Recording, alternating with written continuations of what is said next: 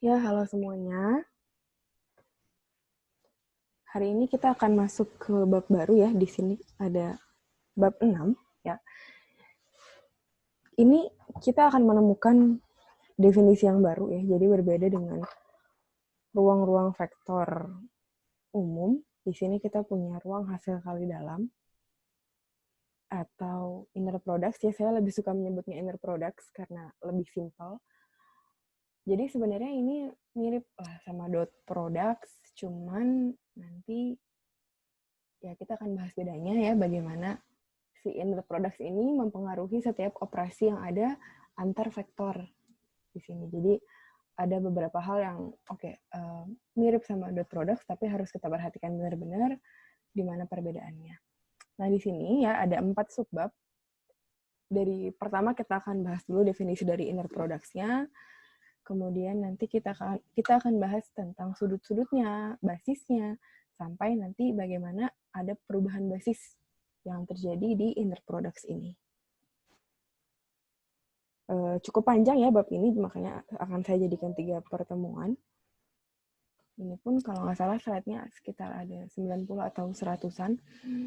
Kita bahas pelan-pelan ya. Dan yang pertama, pastinya kita mulai dulu dari definisinya. Apa sih definisi dari inner products?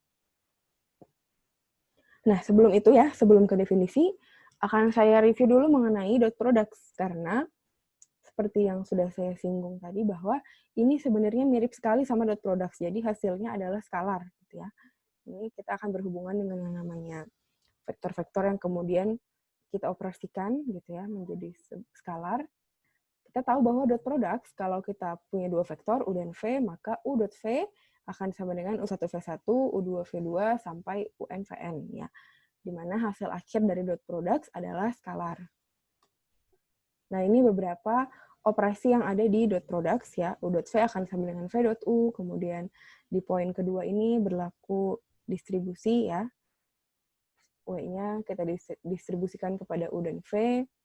Kemudian apabila kita punya konstanta ya, alfa ini konstanta, dia dikalikan dengan salah satu vektor akan sama dengan apabila kita mendotkan kedua vektor itu baru dikalikan dengan skalarnya. Dan yang terakhir, U dot U akan selalu positif ya. Dan U dot U hanya akan menjadi 0 jika memang vektor U-nya adalah vektor 0. Oke, itu untuk dot products. Nah, sekarang bagaimana dengan inner products ya? Inner products ya seperti adalah operasi yang memetakan sepasang vektor U dan V ya. Lambangnya adalah ini ya. Jadi kurung siku U, V ya. Kalau ada lambang begini berarti kita harus mengoperasikannya dengan inner products ya, bukan dengan dot products biasa. Nah, definisinya diberikan oleh 4 aksioma ini ya. Yang pertama, inner products U dan V harus sama dengan inner products V, U. Kemudian, aksioma yang kedua adalah aksioma aditivitas, bahwa inner products dari U plus V, Z harus sama dengan inner products U, Z ditambah inner products V, Z. Kemudian yang ketiga ada aksioma homogenitas, di mana di sini apabila kita punya skalar K ya, aksiomanya adalah inner products dari skalar K dikali U, V akan sama dengan apabila skalarnya ada di luar. Dan yang terakhir, aksioma positivitas, bahwa inner products dari V, V akan selalu lebih dari 0, gitu ya, di mana V, V hanya akan 0 jika dan hanya jika V-nya 0. Jadi, sekilas ini mirip banget kan sama yang ini, yang dot products ya. Jadi, memang mirip banget gitu ya di sini ada 4 aksioma yang harus dipenuhi. Bedanya ini kan cuman sifatnya dot products gitu ya. Sedangkan di sini keempat aksioma ini harus dipenuhi ya supaya bisa dikatakan bahwa vektor U dan V adalah vektor yang memenuhi inner product space gitu ya. Jadi selama ada satu aksioma yang tidak terpenuhi bisa dikatakan bahwa oh berarti vektor-vektor ini tidak berada dalam inner product space. Kita langsung lihat ya. Jadi, nah ini salah satu yang berbeda dari dot products ya, bahwa inner products itu salah satu contohnya adalah dia memiliki bobot ya. Jadi di sini contohnya misalnya kita punya vektor U sama vektor V dalam ruang N ya. Kemudian kita punya bobot ya. Maka untuk inner products, perkalian hasil kali dalamnya harus dikalikan dengan pembobotan tersebut. Jadi di sini nggak cuma U1V1 ya, tapi harus dikalikan dengan W1 ya. Kemudian ada U2V2 ya harus dikalikan juga dengan W2 gitu. Jadi ini salah satu contoh yang paling signifikan sih ya dalam inner products dibandingkan dengan dot products. Karena di dot products kita nggak punya bobot ya, sedangkan di inner products ini dia punya bobot. Nah, implikasinya, oke belum implikasi, ternyata kita harus buktikan dulu ya pertama-tama dengan 4 aksioma. Misalnya, saya punya hasil kali dalamnya didefinisikan dengan 3U1V1 ditambah 2U2V2. Ya, jadi ini sudah didefinisikan, kemudian harus dibuktikan apakah ini memenuhi 4 aksioma. Oke, jadi kita mulai dengan aksioma yang pertama, yaitu aksioma simetri. Ya. Kalau kita balik ya, tetap hasilnya sama ya, karena kan yang dibalik antara V dan U. Jadi di sini yang tadinya U1V1 jadi V1 U1, dan kita tahu bahwa itu hasilnya sama ya, aksioma simetris. Nah, yang kedua gitu ya, juga terpenuhi ya bahwa harus sama nih kalau di sini adalah U plus V, Z dengan yang dipisah ya, perkalian dengan Z-nya. Nah, di sini coba dijabarkan ya. Jadi apabila kita punya U plus V, Z ya, dimasukin nih ke rumus yang ini ya, dimasukin ke rumus yang ini, bahwa 3 U plus V gitu ya, dikalikan dengan Z gitu ya. Jadi gini, jadi si U plus V ini ya, berperan sebagai U1 kan ya, berperan sebagai U1, dan Z-nya yang ada di sini berperan sebagai V1. Maka keluarlah ini kan, 3U1 plus V1, Z1 ditambah dengan U2, ya U2-nya di sini kan berubah jadi U2 plus V2. Kemudian V2 yang di sini berubah jadi Z2, ya. Kemudian dijabarkan, ternyata ketika sudah dijabarkan, keluarlah hasil akhirnya. Untuk yang sebelah kanan, ini sama dengan U, Z, ya. Karena 3U1Z1 ditambah 2U2Z2. Yang sebelah kiri, ini sama dengan inner products untuk V, Z. Jadi, sama ya. Nah, kemudian untuk berikutnya ada aksioma homogenitas ya. Jadi, harus bisa dibuktikan bahwa kalau KU dikalikan dengan V akan sama dengan kalau K-nya di luar. Nah, di sini berarti si U1-nya ya, ini kan berubah jadi punyanya KU ya. Jadi, karena KU-nya ada di U, kemudian kedudukan V1-nya diduduki oleh V1 gitu. Maka di sini berubahlah jadi 3KU1 dikalikan V1, yang di sini ya 2 dikali KU2 dikali V2. Di mana karena K-nya bisa dikeluarin ya di sini, jadinya sama aja dengan kalau K dikalikan dengan inner products U dan V. Berikutnya aksioma positivitas ya. Jadi kita ganti semuanya ya. Jadi V, V berarti U1-nya ini pun berubah jadi V1 ya. Jadi 3V1V1 ditambah dengan 2V2V2. Jadi 3V1 kuadrat ditambah dengan 2V2 kuadrat. Nah, karena ini udah jelas positif terus ya. Gitu ya, berapapun angkanya, mulai dari 0 sampai tak hingga, maupun kalau dia minus sekalipun karena dia dikuadratin akan jadi positif, sehingga terbuktilah ya bahwa ini akan selalu positif gitu ya. Dia hanya 0 apabila vektornya adalah 0. Ini contoh yang pertama ya. Kemudian saya coba berikan contoh yang kedua di sini ya. Misalnya definisinya adalah 3U1V1 tambah 2U2V2 min 5U3V3. Nah, di sini ada kalau dibalik ya, kalau aksioma simetri kita masih bisa lihat hasilnya sama. Cuman gimana dengan aksioma positivitas ya? Dimana karena di sini bobotnya 3-nya positif, 2-nya positif. Kemudian 5-nya kan negatif ya, min 5.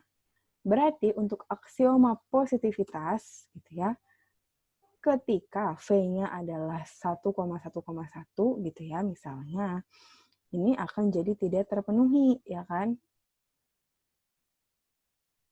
Ya, begitupun untuk V yang lain sih, karena di sini kan berarti kita akan menggantikan, kalau untuk V, V ya, untuk V, V, di sini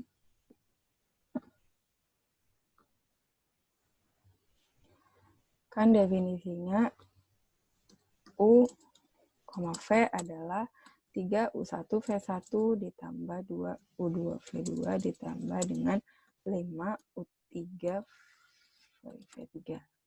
Nah, berarti kalau dia jadi V, V, kan U-nya berubah jadi V ya, berarti jadi 3V1, V1 ditambah 2, V2, V2 gitu ya, dikurang dengan 5U3 V3. Nah, di sini sepanjang, berarti kita tahu sepanjang V1 sama dengan V2 gitu ya. V1 sama dengan V2 sama dengan V3 gitu ya. Berarti hasil akhir dari V, V ini akan jadi 0 ya. Misalnya kita ibaratkan A deh gitu ya. Berarti kan V, V-nya akan menjadi, oh jangan diibaratin V aja. Akan jadi, karena sama semua ya, akan jadi 3V kuadrat gitu ya, pangkat 2 ditambah 2V kuadrat dikurang 5V kuadrat ya. Udah deh, ini kan jadi 5 ya, jadi 5V kuadrat dikurang 5V kuadrat. Sehingga jadi 0 gitu. Sehingga aksioma positivitas tidak terpenuhi. Karena harusnya kan dia ya hanya 0 ketika emang dia 0 gitu kan ya. Ketika vektornya memang 0. Nah, di sini kan vektor yang nggak 0 sekalipun ketika ini berlaku, dia udah 0 ya. Berarti di sini tidak berlakulah si aksioma positivitas. Sehingga dia bukan merupakan inner products di sini. Oke, itu contoh yang bukan inner products ya. Jadi, jelas ya, di sini tugasnya kalau memang disuruh membuktikan apakah dia inner products atau bukan, kita harus membuktikan bahwa keempat aksioma itu berlaku. Kalau ada satu yang tidak berlaku, maka dia bukan inner products. Oke, itu definisi ya. Nah, kita masuk ke pembahasan berikutnya. Bagaimana sih implikasi dari inner products terhadap norma dan panjang atau jarak ya di sini pada inner products. Jadi, yang pertama definisi dari norma itu sendiri ya, bahwa norma dari vektor U gitu ya adalah di sini ya, bahwa inner products-nya adalah definisi inner products dari U, U dipangkatkan dengan setengah atau diakarkan. Atau kalau dijabarkan berarti akar dari U1 kuadrat tambah U2 kuadrat tambah UN kuadrat. Nah, sedangkan kalau jaraknya, ya misalnya kita mau jarak dari U, V, berarti kan norma dari U min V ya, U min V. Nah, berarti di sini adalah inner products dari U min V, U min V dipangkatkan setengah ya. Atau sama dengan U min V dot U min V pangkat setengah. Gitu. Sekilas ini sama ya, sama dot products, tapi harus diingat bahwa di sini kita ngomongin inner products dengan bobot, jadi pasti ada bedanya gitu ya, nggak mungkin sama persis di sini. Nah, di sini akan coba kita langsung lihat contohnya ya. Misalnya kita punya vektornya 1,0 dan 0,1. Ya, kita akan bandingkan antara dot products. Sorry, ini hasil kali titik harusnya ya. Ini dot products kali titik dengan inner products yang berbobot ya. Kita coba bandingin. Nah, misalnya yang sebelah sini ya, yang dot products. Kalau kita cari norma U, hasilnya adalah 1 ya. hasilnya adalah 1. Dan kalau kita cari panjang, kita bahas dulu. Kalau kita cari norma U, dia hasilnya adalah 1. Tapi, kalau kita cari panjang U menggunakan inner products, hasilnya adalah bukan 1. Ya. Hasilnya adalah bukan 1 karena kita menggunakan si hasil kali dalam ekulit berbobot ini. Ada bobot yang harus kita pertimbangkan. Ya. Ada bobot yang harus kita pertimbangkan, sehingga kita nggak bisa langsung menggunakan dot products biasa. Ya. 3U1V1 tambah 2U2V2. Coba kita jabarkan. Ya. Kita clear, kemudian kita tahu bahwa definisi dari inner product UV adalah 3U1V1 tambah 2U2V2 ya. Nah, sekarang berarti kita punya pertanyaan, kita mau cari norma ya. Norma dari U. Nah, di mana tadi norma U dia akan berubah jadi inner product dari U, U ya. Tapi dipangkatin sama setengah. Ya, jadi produk dipangkatin sama 1/2 ya. Sorry, 0,5 jadi 0,5. Nah, berarti di sini yang berubah adalah apa? Yang tadinya adalah U, V ya, di sini kan dia berubah jadi di sini U, U. Nah, berarti apa? Berarti untuk U, U ini dia menjadi 3U1U1 ditambah dengan 2U2U2. Nah, sehingga apabila tadi vektornya adalah U-nya adalah 1,0, kita bisa mendapati bahwa normanya adalah ya tadi inner products dari U, U ya, di mana harus berlaku si hasil inner products-nya ini. Di sini kita punya berarti inner products ya antara U, U pangkat 0,5. Nah, si U, U-nya ini berarti yang berlaku adalah 3U1U1 tambah 2U2U2. Berarti kita punya 3U1U1 ditambah 2 dikali 0 dikali 0 ya. Nah, baru deh yang ini dipangkatin sama setengah ya, sama 0,5 ya.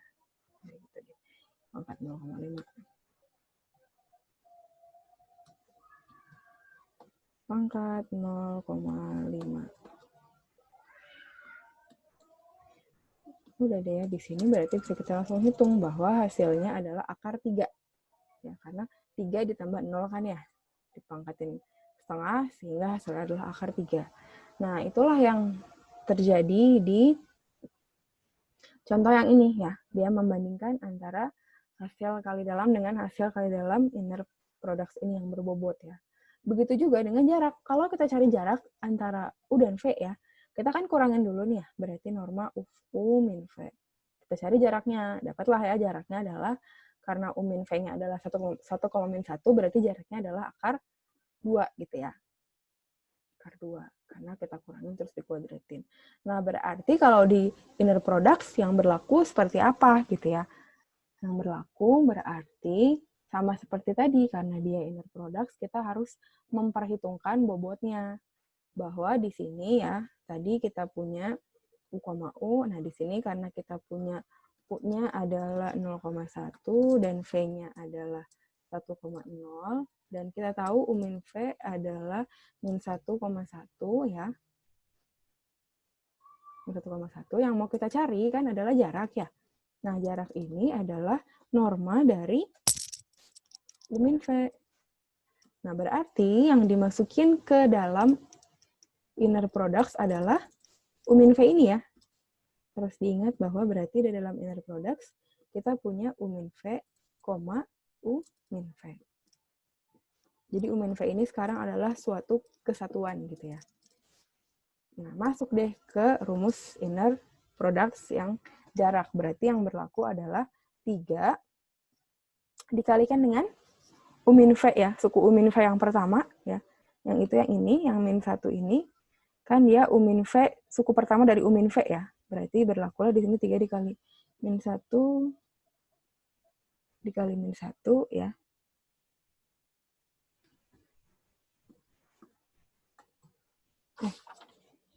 Oh, kebalik saya U sama V-nya ya. Di sini 1,0. Sorry, 1,0. Di sini 0,1. Berarti di sini jadi 1, min 1 ya. Nah, di sini 3 dikali min 1 dikali min 1. 1 dikali 1. Karena suku pertamanya 1 ya.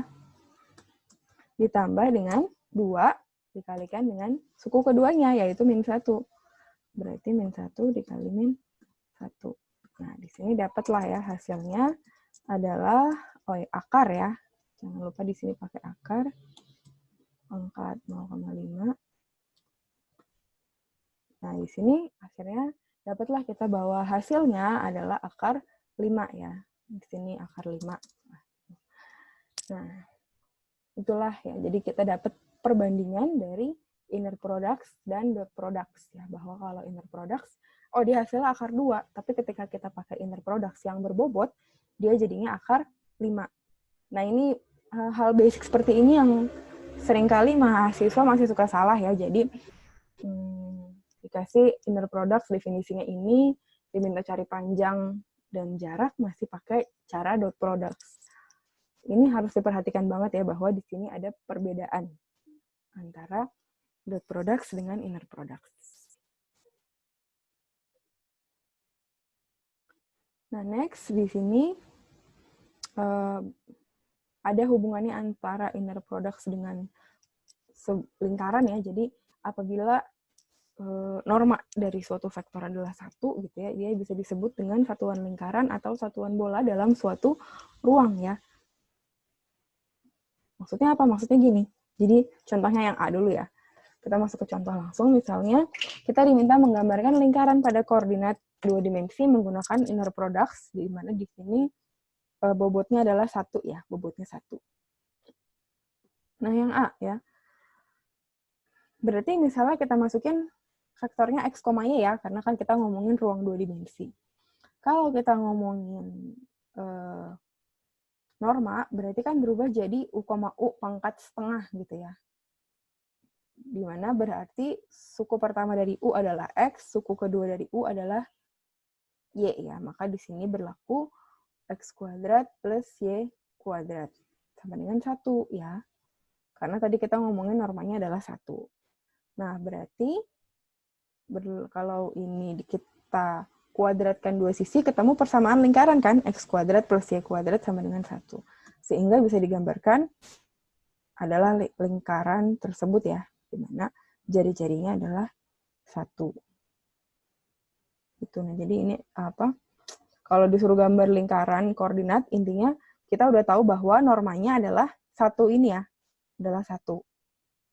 Next, kalau misalnya contoh yang B, hasil kali dalamnya definisinya adalah 1/9 U1V1 tambah 1/4 U2V2. Tadi kita tahu normanya adalah 1, gitu ya. Kita tahu bahwa kita ambil vektornya X, Y. Berarti definisi dari norma U adalah 1/9X kuadrat ditambah 1/4 Y kuadrat ya. Karena V1, V2-nya diganti dengan Y, U1, U2-nya diganti ya dengan X di sini.